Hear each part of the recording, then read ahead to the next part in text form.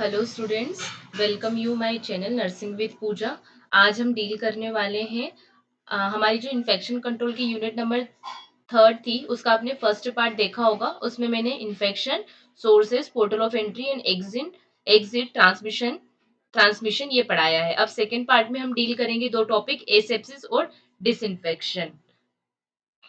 According to syllabus, आप जब syllabus check करेंगे उसके अकॉर्डिंग मैंने स्लाइड्स प्रिपेयर की है और ये वीडियो बनाया है। तो आप सिलेबस से गो थ्रू करेंगे तो आपको इजीली समझ में आएगा। तो आज मैं सिलेबस के अकॉर्डिंग जो सेकेंड और थर्ड टॉपिक है वो इस वीडियो में कवर करने वाली हूँ। सबसे पहले देखेंगे कि एसेप्सिस क्या होता है। Asepsis is the state of being free from disease-causing contaminants such as bacteria, fungi, and parasite, or preventing contact with microorganism. Asepsis एक ऐसी सिचुएशन या किसी स्टेट है जिसमें हम क्या करते हैं, जितने भी बैक्टीरिया है, फंजाई है, पैरासाइट है, जिनसे कि डिजीज कंडीशन कॉज हो सकती है, ऐसे माइक्रो ऑर्गेनिज्म से मुक्त करते हैं। मुक्त करना क्या है, एसेप्सिस है। आया समझ में? एक बार मैं फिर से एक्सप्लेन करती हूँ। एसेप्सिस एक ऐसी कंडीशन या ऐसी स्टेट है जिसमें हम जितने भी जो डिजीज कॉजिंग बैक्टीरिया या माइक्रो ऑर्गेनिज्म होते हैं उनसे फ्री होना, वो उस कंडीशन को हम बोलते हैं एसेप्सिस। ठीक है, और या फिर उनसे फ्री होना या उनसे कांटेक्ट को प्रिवेंट करना, उनसे कांटेक्ट नहीं होने देना माइक्रो ऑर्गेनिज्म से, उस कंडीशन को हम बोलते हैं एसेप्सिस। ठीक है, यहाँ पे एक पिक्चर मैंने लगाया है, जैसे कि हैंड वॉशिंग है ना, ये भी एक एसेप्सिस प्रोसीजर है। कैसे? हम हमारे हाथों को जितने भी बैक्टीरिया हो गया, फंजाई या पैरासाइट या जो भी माइक्रो ऑर्गेनिज्म हो गए, उनसे क्या कर रहे हैं, अपने हाथों को फ्री कर रहे हैं। तो ये भी एक क्या कौन सी कंडीशन है या कौन सा प्रोसीजर बोल सकते हैं, ये भी एक एसेप्सिस की सिचुएशन है। अब एसेप्सिस दो टाइप का आता है, पहला होता है मेडिकल एसेप्सिस एंड दूसरा है सर्जिकल। ठीक है, एक बार मैं और बता देती हूँ, मेडिकल और सर्जिकल, यहाँ पे एक थोड़ा सा डिफरेंस मैं आपको एक्सप्लेन करती हूँ कि कैसे अलग अलग है। जो मेडिकल, जब भी हम जो मेडिकल प्रोसीजर्स होते हैं, मेडिसिन वाले मेडिकल प्रोसीजर, वहां पर जो हम ये एसेप्टिक टेक्निक फॉलो करते हैं वो इसमें आएगा। और surgical during surgery, after surgery, before surgery, या बोल सकते हैं ओटी के अंदर जितने भी हम प्रोसीजर परफॉर्म करते हैं बैक्टीरियल माइक्रो ऑर्गेनिज्म से बचने के लिए, वो क्या आएगा, सर्जिकल एसेप्सिस के अंडर में आएगा। तो बोल सकते हैं inside the OT surgical asepsis follow होता है और outside the OT medical asepsis follow होता है। एसेप्टिक टेक्निक कौन कौन सी है, उसमें क्या क्या पॉइंट्स आएंगे वो हम देखेंगे एक बार। Aseptic technique is a general term involving practices that minimize the introduction of micro organisms to patient during patient care.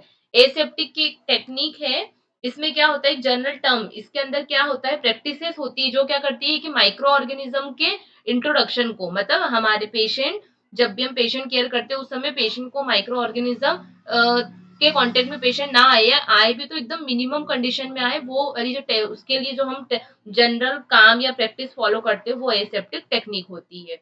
ठीक है, सेकेंड पॉइंट है, aseptic technique are used to reduce the risk of post procedure infection and to minimize the exposure of health care provider to potentially infection microorganisms। ठीक है, aseptic technique क्या है, aseptic technique जब patient post procedure, after surgery है ना, surgery के बाद में, सर्जरी के पहले और ड्यूरिंग सर्जरी, उन पेशेंट को कम से कम बैक्टीरिया का एक्सपोजर हो, साथ में ही हम जो हेल्थ केयर प्रोवाइडर्स होते हैं ना, जो काम करते हैं हॉस्पिटल में, उनको भी कम से कम इन्फेक्शन हो, उसके लिए जो हम सावधानियां बोल सकते हैं, कि जो सावधानियां रखते हैं, जो प्रैक्टिसेस हम करते हैं, वो हो गया हैंड वॉशिंग हो सकता है, ग्लव्स पहनना हो सकता है, मास्क पहनना, कैप पहनना, पूरा पीपीज पहनना, पीपीज में जो भी पर्सनल प्रोटेक्टिव इक्विपमेंट जिसको हम पीपीज बोलते हैं, उन सारों को पहनना, वो किसके अंडर में आता है, एसेप्टिक टेक्निक के अंडर में आता है। क्योंकि इससे पेशेंट को भी एक क्या होता है कि इन्फेक्शन से पेशेंट को भी बचाते हैं और साथ में हम भी इन्फेक्शन से बचते हैं, जो प्रोवाइडर है वो भी इन्फेक्शन से खुद को बचाता है। नेक्स्ट पॉइंट है, it include practice performed just before, during और after any invasive procedure. Aseptic technique के अंदर कौन कौन सी प्रैक्टिसेस आती है, तो कोई भी इन्वेजिव प्रोसीजर है ना, इनसाइड द बॉडी जो भी प्रोसीजर्स होते हैं, तो उस प्रोसीजर के टाइम, पहले, उसके बाद में और ड्यूरिंग प्रोसीजर, जब प्रोसीजर चल रहा है उसके टाइम हम जो भी प्रैक्टिसेस परफॉर्म करते हैं, जैसे कि हैंड वॉशिंग हो गया, ग्लव्स पहनना हो गया, मास्क पहनना हो गया, वो सब किस में आएगा, इस एसेप्टिक टेक्निक के अंडर में आएगा। There are two categories of asepsis, medical or general asepsis, which apply to patient care procedure outside the operating theatre, and surgical asepsis relating to procedure design to prevent surgical site infection. ये point मैंने आपको पहले भी deal किया था कि दो type के एसेप्सिस हम फॉलो करते हैं, एक मेडिकल होता है, एक सर्जिकल होता है। तो इनसाइड दी ओटी जो हम जितने भी प्रिवेंशन के लिए, इन्फेक्शन प्रिवेंशन के लिए जो भी प्रोसीजर्स या जो भी टेक्निक्स फॉलो करते हैं, वो क्या होगा, सर्जिकल एसेप्सिस होगा। और आउटसाइड दी ओटी, ओटी के बाहर हम जितने भी प्रोसीजर्स फॉलो करते हैं ताकि इन्फेक्शन ना हो पेशेंट को भी और हमें भी, तो वो किसके अंदर आएगा, मेडिकल और जनरल एसेप्सिस के अंडर में आएगा। नेक्स्ट है aseptic technique is most strictly applied in the operating room. ठीक है, सेल्फ अंडरस्टूड चीजें है ये, क्योंकि ऑपरेशन थिएटर के अंदर क्या होता है, पेशेंट का इंसिजन करते डायरेक्ट पेशेंट के कांटेक्ट में, पेशेंट के अंदर, बॉडी के अंदर हम कांटेक्ट में आते हैं या इंस्ट्रूमेंट बॉडी के कांटेक्ट में आते हैं, तो हमको क्या करना है, प्रॉपर स्ट्रिक्टली एसेप्टिक टेक्निक हमको फॉलो करनी है।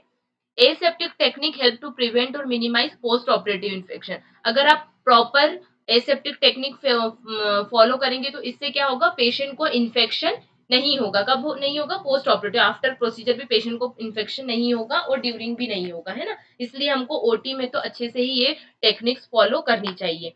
In all clinical setting hand washing is an important steps in asepsis. आप सभी को पता होगा हैंड वॉशिंग बहुत जरूरी है हमारे खुद की हाइजीन और प्रिवेंशन के लिए, और पेशेंट की हाइजीन और प्रिवेंशन के लिए भी, क्योंकि हम हॉस्पिटल में बहुत सारे पेशेंट्स को डील करते हैं, एक पेशेंट से दूसरे पेशेंट के पास में जाते हैं, तो इससे क्या होगा, पेशेंट टू पेशेंट भी इन्फेक्शन, क्रॉस इन्फेक्शन नहीं होगा और पेशेंट से हमें भी इन्फेक्शन नहीं होगा। इसलिए जो हैंड वॉशिंग होता है वो बहुत ही इंपॉर्टेंट स्टेप्स होता है एसेप्सिस वाली प्रोसीजर में। ठीक है, नेक्स्ट है sterile surgical clothing or protective devices such as gloves, face mask, goggle and transparent eye face shield serve as a barrier against microorganism and are wear to maintain asepsis in the operating room। ठीक है, आप ये photo में देख रहे हैं पीपीस, पीपीस के अंदर ये सारे इक्विपमेंट्स आते हैं। ठीक है, तो जितने भी पर्सनल प्रोटेक्टिव किट, जो इक्विपमेंट या किट बोलते हैं, ये जो आते हैं जिसमें कि glove, face mask, Google, transparent I face shield होती है, ये क्या करता है, हमको माइक्रो ऑर्गेनिज्म से बचाता है और क्या होता है, इन्फेक्शन, इस इन्फेक्शन को प्रिवेंट करता है ना। अगर हम प्रॉपर ऑपरेशन थिएटर में ये सब चीजें मेंटेन करेंगे तो इससे क्या होगा, सेप्सिस, ए सेप्सिस का जस्ट अपोजिट क्या होता है, सेप्सिस, मतलब कि इन्फेक्शन नहीं होगा, मतलब ए सेप्सिस, ए सेप्सिस की कंडीशन हम मेंटेन कर पाएंगे। ठीक है, नेक्स्ट पॉइंट है, this practice include covering facial hair, tucking hair out of sight and removing jewelry or other object। आप लोगों को पता होगा जब भी हम ओटी में जाते हैं, एंटर करते हैं, तो क्या होता है, हमको फेशियल हेयर भी कवर करना है। ठीक है, और उसके बाद में हेयर्स को, हम हेयर के पहन, जो हेयर कैप पहनते हैं तो हमारे बाल जो होते हैं क्या, अंदर की साइड टक होना चाहिए, और हमारी जितनी भी ज्वेलरी है, जैसे कि वॉच, रिंग, है ना, हाथों में, क्योंकि सबसे ज्यादा पेशेंट कांटेक्ट में हमारे हैंड्स आते हैं, तो वो सारे ऑब्जेक्ट हमको क्या है, रिमूव करके जाना है। ठीक है, उसके अलावा आपने पीपी किट का एग्जाम्पल कोविड के टाइम में भी देखा होगा, है ना, वो क्योंकि ये एक एसेप्सिस मेंटेन करता है। कैसे, हम ना तो हम पेशेंट के कांटेक्ट में आ रहे हैं तो हमें इन्फेक्शन होगा, ना हमसे पेशेंट को इन्फेक्शन होगा।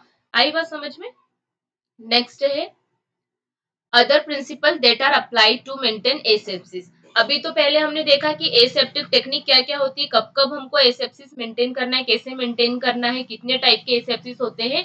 नेक्स्ट हम देखेंगे कि क्या क्या प्रिंसिपल है, ताकि अगर वो प्रिंसिपल्स हम फॉलो करेंगे तो हमारा एसेप्सिस क्या रहेगा, मेंटेन रहेगा। ठीक है, तो सबसे फर्स्ट पॉइंट है, स्टेराइल पैकेजेस और फील्ड्स आर ओपन और created as close as possible to time of actual. ठीक है, आप लोग अगर ओटी गए होंगे या नहीं भी गए तो आगे जब जाओगे, तो जब भी ओटी में, ऑपरेशन थिएटर में कोई भी प्रोसीजर, कोई भी ऑपरेशन, कोई भी सर्जरी अगर होने वाली है, तो हमको कुछ बहुत टाइम पहले, एक दो घंटे पहले, वो जो भी पैक आते हैं जिनके अंदर सारे इंस्ट्रूमेंट होते हैं, जैसे कि आप पिक्चर में देख रहे होंगे कि वो एक पैक खुला हुआ है, उसमें बहुत सारे इंस्ट्रूमेंट है और नर्सेस खड़ी हुई है ना, तो हमको सर्जरी के बहुत पहले वो पैक खोल के नहीं रखना है, क्योंकि उससे क्या होगा, वो इन्फेक्टेड हो जाएंगे। तो जब सर्जरी का टाइम फिक्स है, मान लो, जो भी आप जिस भी हॉस्पिटल में काम करते हैं वहां का प्रोटोकॉल हमको फॉलो करना है, तो हर जगह ओटी का अपना स्पेसिफिक प्रोटोकॉल होता है। तो जब सर्जरी होने वाली है उसके कुछ समय पहले ही हमको क्या करना है, ये पैकेजेस को ओपन करना है। नेक्स्ट है, contaminated item must be removed immediately from this sterile site field. ठीक है, अगर कोई भी आइटम कंटामिनेटेड हो गया है, मान लो गंदा हो गया है, अगर आपके हाथ से गिर गया है, या जो भी स्टेराइल आपका एरिया है उसके बाहर आपने गलती से रख दिया है, या उस पर ब्लड स्टेन लगा हुआ है या आपको लगता है कि साफ सुथरा नहीं है, तो हमको क्या करना है, उसको जल्दी से वहां से इमीडिएटली हटा देना है। ऐसे नहीं, हमको वेट नहीं करना है, क्योंकि वो दूसरे, अगर बाई चांस मान लो उसमें इन्फेक्शन या माइक्रो ऑर्गेनिजम्स है, तो वो दूसरे इंस्ट्रूमेंट्स को भी इन्फेक्टेड कर सकता है। तो अगर और ऐसे कोई इंस्ट्रूमेंट आपको दिखाई देते, तो आपको उसको क्या कर देना है, उस साइड से रिमूव ही कर देना। उसको हम फिर अपने यूज में नहीं लाएंगे, वो प्रॉपर डिसइंफेक्शन होगा, स्टेरिलाइजेशन होगा, उसके बाद ही हमको उसको उपयोग करना है। नेक्स्ट है, only area that can be seen by the clinician are considered sterile, not the back of the clinician is not sterile. ठीक है, जो यहाँ पे ये समझाया गया है कि हमारी आंखों से, ये जो भी डॉक्टर है या जो भी ओटी नर्स है, सर्कुलेटरी नर्स है, उनकी आंखों से जितना एरिया, हम अपनी आंखों से अगर आप खड़े हैं तो आप अपनी आंखों से जितना एरिया देखते हैं, उसको ही हम क्या करते हैं, स्टेराइल मानते हैं। जो हमारी आंखों से दूर है या जो हम नहीं देख पाते, उस एरिया को हम क्या मानते हैं, अनस्टेराइल मानते हैं। जैसे कि हम जब ग्रीन गाउन पहनते हैं, तो जो हमारे हैंड से जो हमारा फ्रंट सरफेस है, वो क्या है, स्टेराइल है, मतलब वो एकदम स्टेराइल कंडीशन में होगा। लेकिन हमारा जो बैक है, जहाँ पे नॉट बांधते हैं गाउन की, वो क्या होगा, अनस्टेराइल होगा। ठीक है, तो इस प्रिंसिपल में ये भी आता है कि जो हम अपनी आंखों से देख सकते हैं वो स्टेराइल है, पीछे वाला जो है वो, जो हम अपनी आंखों से नहीं देख सकते, वो अनस्टेराइल है। नेक्स्ट पॉइंट है, all item in sterile field must be sterile. ठीक है, आपने देखा होगा जब आप ओटी में जाते हो, तो वो जो स्ट्रेचर होती है, उसके ऊपर वो क्या गाउन पैक, पूरा वो जो पैक होता है, जिसके अंदर सारे इंस्ट्रूमेंट होते हैं, जो भी सर्जरी परफॉर्म होने वाली होती है, हर सर्जरी के लिए अलग अलग इंस्ट्रूमेंट्स होते हैं। तो जो भी सर्जरी परफॉर्म होने वाली है, तो उसका पैक वहां रखा होता है।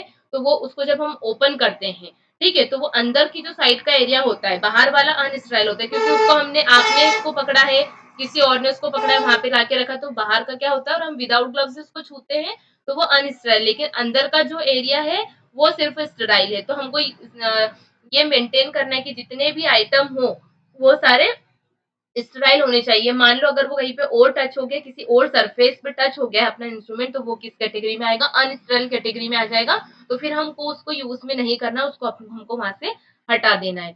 Most area not be considered sterile. मान लो कोई एरिया अगर गीला हो गया है, मॉइस्ट है ना, मतलब अगर गीला हो गया तो हम उसको स्टेराइल नहीं कंसिडर करेंगे, और अगर वो स्टेराइल नहीं है, तो हम उसको फिर यूज में भी नहीं लाएंगे। कभी कभी क्या होता है, हमसे ही कभी गीला हो जाता है। दूसरा क्या, अगर आपने सामान बाहर से इंस्ट्रूमेंट लेके आए हैं, या जो ओटी पे के कभी कभी गलती से वो भी गीले आ जाते हैं, तो हमको उसको यूज में नहीं लेके आना है। आई बात समझ में? तो ये जब एसेप्टिक अगर टेक्निक आपको मेंटेन रखना है, तो उसके लिए ये कुछ पॉइंट्स है, जो कुछ प्रिंसिपल है, वो हमको फॉलो करना है।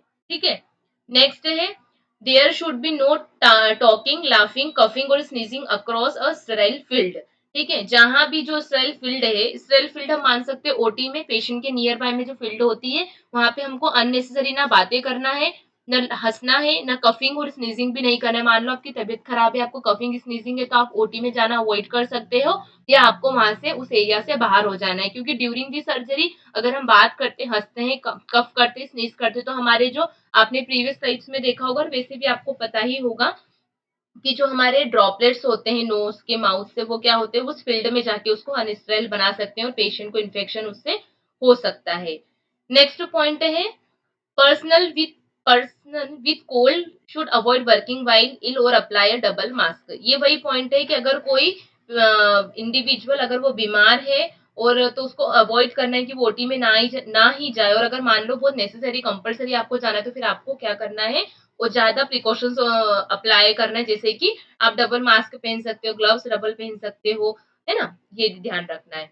Edges of sterile area are should are not considered sterile. ठीक है, एजेस का मतलब जो कॉर्नर, आप वो कपड़ा खोलेंगे, जब वो कपड़ा ओपन होता है, बीच में क्या होते हैं, इंस्ट्रूमेंट रखे होते हैं, और चारों ओर जो एरिया होता है, जो कॉर्नर होता है, उसको हम क्या मानते हैं, अनस्टेराइल मानते हैं। तो हमको क्या करना है, ये पॉइंट यहाँ पे क्यों लिखा है, कि आप कोई भी इंस्ट्रूमेंट अगर लेते हैं, तो उसको सिर्फ सेंटर में ही रखना है। पेरी फेरी में अगर आपने कोई इंस्ट्रूमेंट रख दिया, तो वो अनस्टेराइल हो जाएगा, उसको आपको उपयोग में नहीं, यूज में नहीं लाना है। ठीक है, क्योंकि वो अनस्टेराइल एरिया हमने उसको कंसिडर किया है। When in a doubt about sterility, discard the potential contaminated item and begin again. अगर आपको लगता है कि ये सारे पॉइंट्स ध्यान रखने के बाद भी आपको अगर लग रहा है, अगर आप प्रोसीजर में हो और आपको अगर लगता है कि ये जो एरिया है या जो इंस्ट्रूमेंट है प्रॉपरली साफ सुथरा नहीं, स्टेराइल नहीं है, स्टेरिलिटी प्रॉपर मेंटेन नहीं, कोई थोड़ा सा भी अगर आपको डाउट है तो आप बिना सोचे समझे आपको क्या करना है, उसको हटा देना है या उनको रिमूव कर देना, आपको फिर से स्टार्ट करना है पूरा प्रोसीजर। आई बात समझ में? ठीक है, इसका एक लिए मैं आपको एक एग्जांपल देती हूँ। आपने देखा होगा सर्जरी के दौरान, नहीं भी देखा है तो आप अगर आप पोस्टिंग पे जाते हैं तब आप देखोगे कि सबसे पहले क्या करते हैं वो, कॉटन से जिस भी एरिया की सर्जरी, मान लो पैर की सर्जरी, तो वो क्या करते हैं बीटाडिन लेके वहां पे पूरा क्लीन करते हैं, है ना, फिर एनएस से क्लीन करते हैं, फिर न्यूसेफ से क्लीन करते हैं, उसके बाद में वहां कट लगाते हैं। अगर आपको डाउट लगता है कि नहीं थोड़ा सा एरिया, मान लो अगर आप ही परफॉर्म कर रहे हो सर्जरी या आप ही सर्कुलेटरी नर्स हो और आपको लगता है कि नहीं वो एरिया थोड़ा सा साफ सुथरा नहीं हुआ है, तो आप क्या करोगे, डाउट, अगर आपको थोड़ा सा भी डाउट है तो आपको उसको डिस्कार्ड करके फिर से वो स्टेप्स आपको फिर से परफॉर्म करना है और शुरू से फिर से शुरुआत करनी है। आई बात समझ में? ये कुछ प्रिंसिपल्स थे, अगर हमको एसेप्सिस मेंटेन करना है, एसेप्टिक टेक्निक मेंटेन करना है, तो ये प्रिंसिपल हमको ध्यान में रखना है प्रॉपरली। ठीक है, नेक्स्ट है aseptic technique practices are important for keeping the environment free from microorganisms as possible. In addition, specific situation outside of the operating room require a strict application of aseptic technique. Some of these situation include, ठीक है, aseptic technique, अगर हमको अपने environment को micro organism से free रखना है तो हमको ये टेक्निक्स कंप्लीटली फॉलो करनी है। ठीक है, अब हम घर में भी देख लेते हैं, हम जो डस्टिंग करते हैं, जो मोपिंग पोछा लगाते हैं, वो भी एक तरीके का क्या है, एसेप्टिक टेक्निक है, क्योंकि हम माइक्रो ऑर्गेनिज्म से अपने आप को फ्री रख रहे हैं। लेकिन हॉस्पिटल में क्या होता है, जो पेशेंट्स होते हैं वो ऑलरेडी बीमार होते हैं, है ना, तो हम वहां पे भी जो प्रोसीजर्स करते हैं, जैसे कि हैंड वॉशिंग हो गई, गाउनिंग हो गया, ग्लविंग हो गया, कैपिंग हो गया, है ना, मास्क लगाना हो गया, ये सब भी हम क्यों करते हैं, क्योंकि हम क्या कर सके, पेशेंट को इन्फेक्शन से दूर रख सके और अपने आप को भी इन्फेक्शन से बचा सके। लेकिन जो ऑपरेशन रूम होता है वहां पे हमको स्ट्रिक्टली अप्लाई करना पड़ता है, क्यों, क्योंकि वहां पेशेंट का वुंड ओपन होता है, डायरेक्ट सर्जरी के टाइम पेशेंट होता है, तो वहां पे क्या डायरेक्ट कांटेक्ट में होता है पेशेंट इन्वायरमेंट से, तो अगर वो माइक्रो ऑर्गेनिज्म इन्वायरमेंट में होंगे तो क्या होगा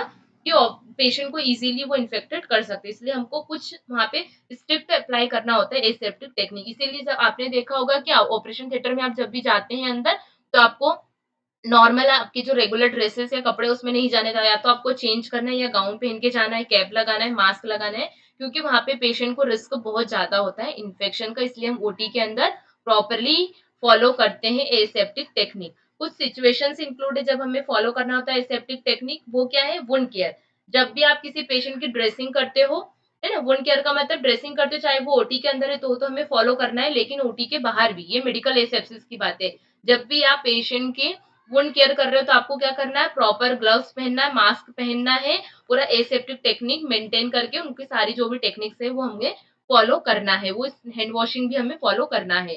ठीक है, दूसरा है drain removal and drain care. अगर पेशेंट को ड्रेन लगा हुआ है और आप ड्रेन केयर कर रहे हैं, है ना, ड्रेन आपको पता है ना, ट्यूबिंग्स लगी हुई है अगर पेशेंट को, तो अगर आप उसको रिमूव कर रहे हैं उस समय भी आपको प्रॉपर एसेप्टिक टेक्निक्स फॉलो करना है, और अगर आप ड्रेन की केयर कर रहे हो, उसको साफ करते हैं हम गॉस्पिस कॉटन से, तो उस समय भी हमको टेक्निक्स फॉलो करनी है। यूरिनरी कैथेटर इंसर्शन, जब भी पेशेंट को हम कैथेटर डालते हैं, मेल हो चाहे फीमेल पेशेंट हो, तो हमको कैथेटर इंसर्शन करते समय, क्योंकि वो पेशेंट के इनसाइड दी बॉडी जाएगा, है ना, और अगर मान लो उसके टिप पे हमने बेयर हैंड से हमने उसको हैंडल किया और हमने उसके टिप पे हाथ लगा दिया, तो क्या होगा, उसमें माइक्रो ऑर्गेनिजम्स आ जाएंगे, क्योंकि हमारे हाथों में माइक्रो ऑर्गेनिजम्स रहते हैं और वो क्या पेशेंट के अंदर जाके पेशेंट को इन्फेक्शन कॉज कर सकते हैं। तो हमको जब भी कैथेटर इंसर्ट करना है तो हमें प्रॉपर ग्लव्स पहनना है, प्रॉपर स्टेराइल टेक्निक फॉलो करना है, फिर इंसर्शन करना है, सेम रिमूव करते समय भी हमें सारी टेक्निक्स का ध्यान रखना है। नेक्स्ट है वेजाइनल एग्जाम ड्यूरिंग लेबर। जब भी पेशेंट लेबर में होता है और हम वेजाइनल एग्जामिनेशन करते हैं तो हमें प्रॉपर मास्क और ग्लव्स पहनने हैं और एसेप्टिक टेक्निक फॉलो करना है। सेम है आईवी प्रोसीजर, वो भी एक इन्वेजिव प्रोसीजर है, क्योंकि हम जो निडिल है वो पेशेंट के अंदर ब्लड में डाल रहे हैं, वेन में डाल रहे हैं, ब्लड में कांटेक्ट में आ रहा है, तो हमको उस समय भी प्रॉपर ग्लव्स पहनने के बाद ही ये प्रोसीजर करना है। ये हो गया एसेप्सिस के बारे में। अब हमारा सेकेंड टॉपिक है डिसइंफेक्शन। ठीक है, ये वर्ड आपने पहले भी सुना होगा, लेकिन स्पेसिफिक सुनने के लिए, स्पेसिफिक इनमें क्या डिफरेंस होता है, डिसइंफेक्शन स्टरलाइजेशन, इन दोनों में, ये हम इसमें वन बाय वन डील करेंगे। सबसे पहले हम देखते हैं डिसइंफेक्शन क्या होता है। Disinfection is the process of destruction and removal of microorganism and reducing them to the level not harmful to the health. ठीक है, डिसइंफेक्शन एक प्रोसेस है, उसमें क्या करते हैं, डिस्ट्रक्शन मतलब तोड़ देना और रिमूवल यानी हटा देना। या तो हम उनको रिमूवल मतलब हटा देते हैं माइक्रो ऑर्गेनिज्म को, या उनकी जो क्वांटिटी है उनको इतना कम कर देते हैं कि वो हमारी हेल्थ को या पेशेंट की हेल्थ को फिर हार्म ना पहुंचा सके। आया समझ में? मैं एक बार फिर से पढ़ती हूँ। Disinfection is the process of destruction or removal of microorganisms and reducing them to the level not harmful to health. Disinfection एक प्रोसेस है जिसमें क्या करते हैं, हम डिस्ट्रक्शन या माइक्रो ऑर्गेनिजम्स को हटा देते हैं, या इतने लेवल या इतने हद तक हटा देते हैं जिससे कि पेशेंट को वो हार्म नहीं पहुंचा सके, उनकी हेल्थ को वो हार्म ना पहुंचा सके।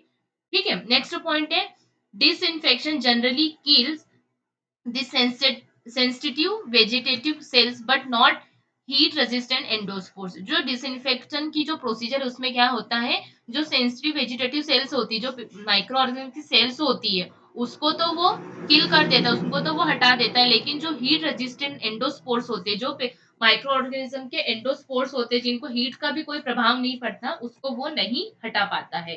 ठीक है, नेक्स्ट है द वेरियस केमिकल डिसइंफेक्ट्स आर। कौन कौन से डिसइंफेक्ट्स है जो हम यूज करते हैं, सबसे पहला फिनॉल और ग्रिसॉल, सेकंड है हेलोजन, थर्ड है एल्डिहाइड्स, फोर्थ है एल्कोहल और फिफ्थ है डाइस। ठीक है, वन बाय वन हम इसको डील करेंगे। Phenol and cresol. Phenol cause cell membrane damage and cell lysis. ठीक है, आपने देखा होगा हॉस्पिटल में फिनॉल और क्रिसॉल यूज करते हैं। जो फिनॉल होता है वो क्या करता है कि सेल मेम्ब्रेन को डैमेज कर देता है माइक्रो ऑर्गेनिज्म की, या सेलोलाइसिस मतलब सेल को डैमेज करने का काम करता है, लाइसिस करवा देता है, उसको ब्रेक डाउन कर देता है माइक्रो ऑर्गेनिज्म का। सेकेंड है cresol, it is used for disinfection of infected glass ware in laboratory, disinfection of excreta, cleaning floors of wards and operating theatres. Cresol को हम कहाँ कहाँ यूज करते हैं, ये जो भी ग्लासेस होते हैं, है ना, जो ग्लास आइटम्स होते हैं उसको साफ करने, उसको डिसइंफेक्ट करने के लिए हम यूज करते हैं। इसके अलावा जो लेबोरेटरी में स्ट्रीडा होता है उसको साफ करने में हम क्रिसॉल को यूज करते हैं। फ्लोर को और वार्ड्स को और ऑपरेशन थिएटर को क्लीन करने में हम किसका यूज करते हैं, क्रिसॉल का यूज करते हैं। नेक्स्ट है हेलोजन। आपने आयोडीन, टिंचर, क्लोरीन ये भी हॉस्पिटल में देखा होगा।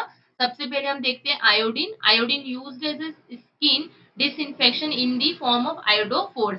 आपने देखा होगा ड्रेसिंग ट्रॉली में हमेशा यह आयोडीन, टिंचर और क्लोरीन आपको देखने को मिलेगा। तो ये क्या, जब स्किन डिसइंफेक्शन करना होता है, मान लो हमको जब ड्रेसिंग करना है या ऑपरेशन थिएटर में कोई सर्जरी करना है तो हम इसका यूज करते हैं।